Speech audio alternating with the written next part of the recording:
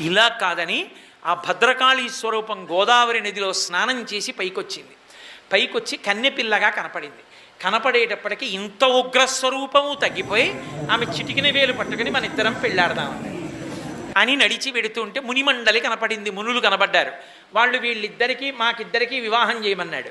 ఇద్దరినీ ఒకే పీట మీద కూర్చోబెట్టి గబగబా పేటేసి ఒక పీట మీదే కూర్చోబెట్టి ఇద్దరికీ పెళ్లి చేశారు. అందుకే మునిమండలి ఇప్పటికీ తూర్పుగోదావరి జిల్లాలో మురమళ్ళ క్షేత్రం. ఒక పీఠం మీదే ఉంటారు వీరభద్రుడు భద్రకాళి.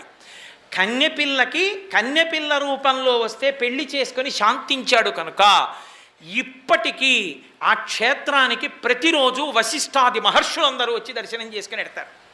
అందుకే ఆ క్షేత్రం నిత్య కళ్యాణం, పచ్చతోరణం. ఏ కారణం చేత పెళ్ళి కాని వాళ్ళు కూడా మురమళ్ళ వెళ్ళి కళ్యాణం చేసుకుంటే పెళ్ళి అయిపోతుంది. ఎంతమంది ఆడపిల్లలు